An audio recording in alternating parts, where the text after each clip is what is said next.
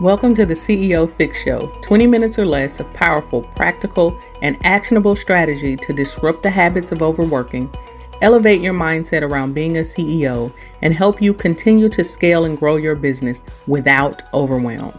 I'm CEO strategist Tarkessa Colvin. Let's get started. Hi, and welcome to the Thriving CEO Secrets podcast. So I'm super excited that you're here. I can't wait to have this conversation with you. And so let's dive right in.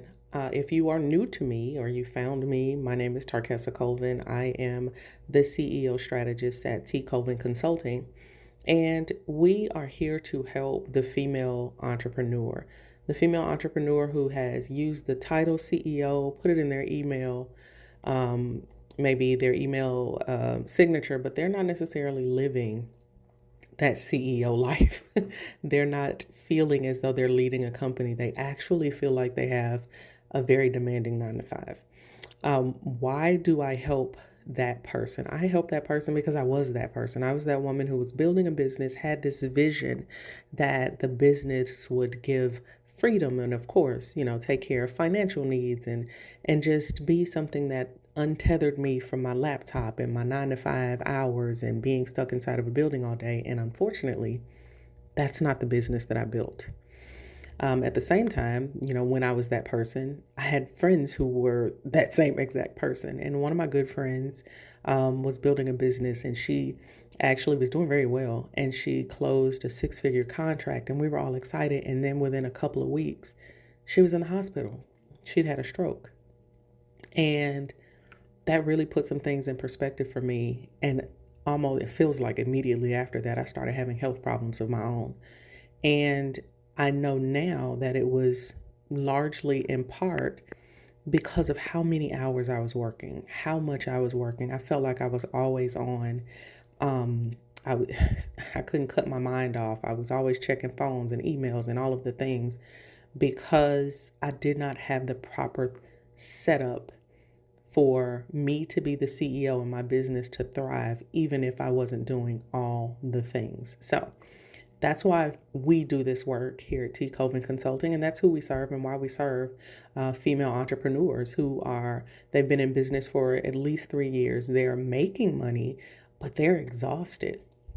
They are tired, and realistically, they really don't want any more clients because they don't feel like they can handle it because they are carrying the whole company on their backs. So you are probably here because you're like, what is this catalyst thing, this catalyst strategic planning framework that I've heard so much about? And you're probably wondering, not only what is it, but how will it work for your business? So first of all, the catalyst strategic planning framework is an all-encompassing strategic planning methodology that we have created and proven.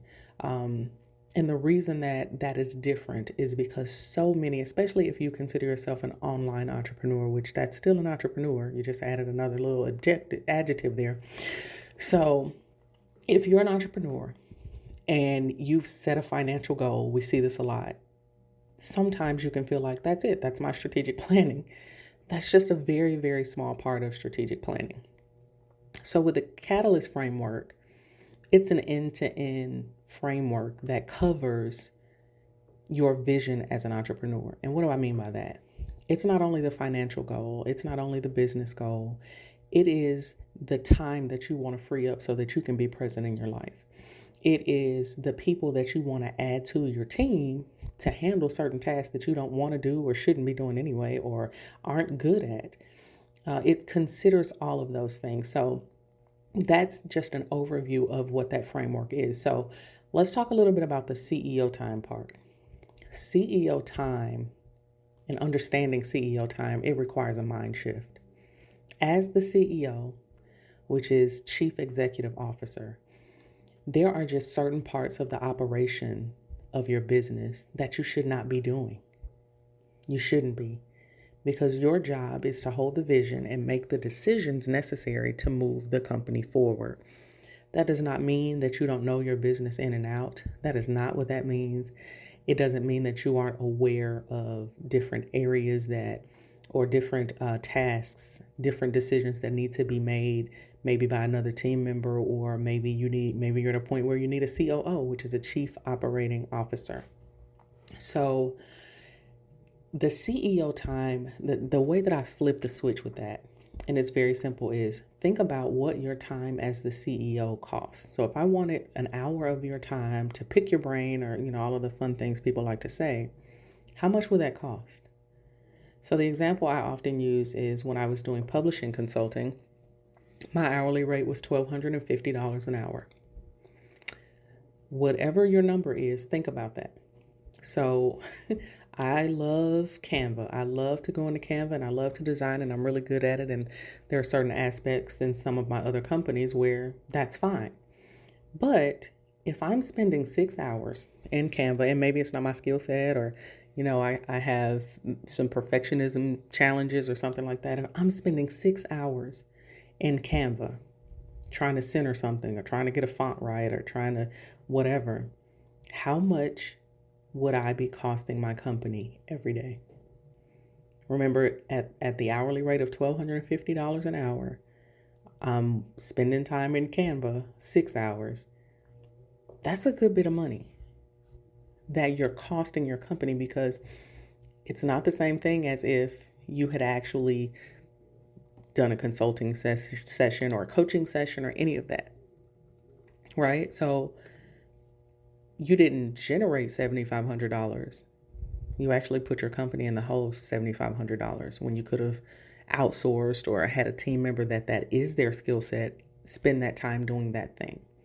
So it's important that you consider those types of things when you're creating your strategic plan for the year, because you don't want to be costing your company money. You also don't want to have team members that aren't being properly utilized, because that's also wasteful. Setting financial goals that are viable.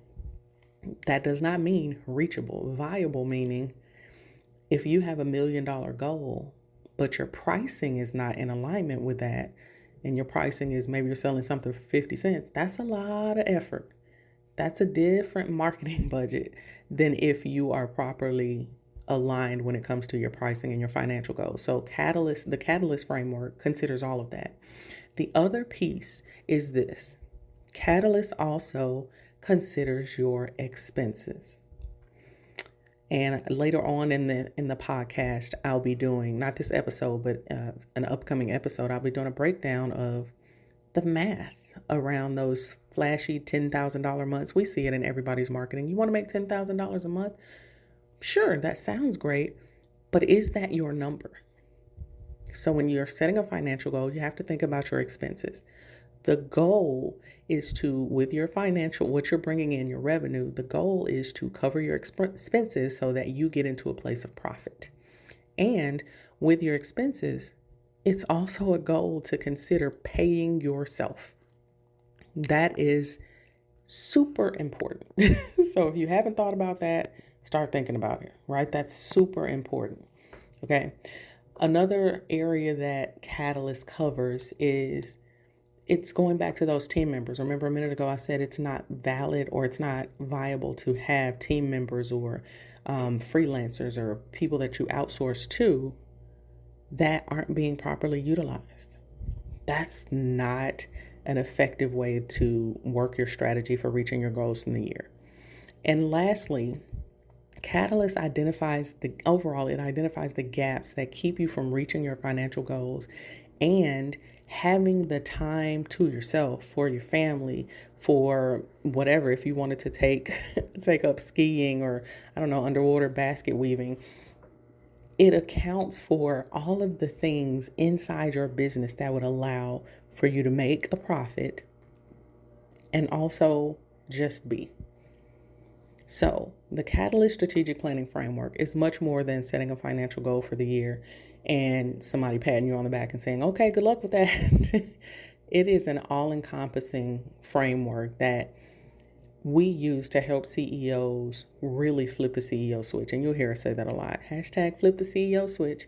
Because as the leader of your business, yes, you need to be aware of everything that's going on. You need to be aware of how the brand is moving and operating. But you should not be doing all of the things. You should not be doing all of the things for a number of reasons. That is how you get into a place of feeling burnout. And I'm telling you what I know. I'm not telling you what I heard.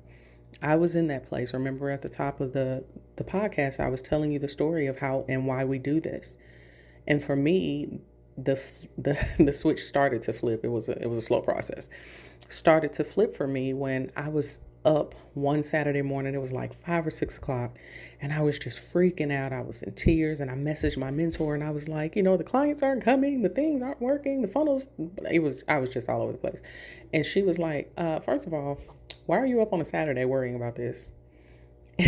And at the time, I was like, that's what you got out of this? Like, I had left her like 3 voicemail messages. I'm like, that's what you got out of this? But she had a point. Where were my boundaries? What were my business hours? What were my work hours? Because you can have business hours and your work hours are different as the CEO. Period. When were my remote days? When was I coming into the office? Like, all of those things went out the window. And I was just always on, always going, always thinking, always working for the business. And that is not the life I signed up for. To be very honest, that's why I left traditional corporate. I left traditional corporate because I had an abusive boss, not a manager or a leader, but a boss. She was verbally abusive. She had these expectations that I was supposed to live and die for this company where I made, I don't know, $40,000 or $50,000 a year. And I was miserable. And the thing that shifted me out of that traditional corporate environment, I tried to be honest with her, and I'm like, I'm not happy. And her response was, oh girl, nobody's happy. And I was like, oh no, I don't want that. That's not the life that I want. Now, the problem is I left that corporate environment, and it seems like I built something that was treating me even worse. I built something that didn't allow me time off, time to recharge. I built something that didn't pay me well. I built something that had me stressed out, that had my health failing, that had me having migraines, all those things because I didn't have the proper foundation for my strategy. That's what strategic planning is. And a lot of times people think, okay, I'll do this strategic. You see it all the time. At the end of the year, there's strategic planning everywhere. And people think, okay, I don't have to revisit that until the next year. That is not how any of this works.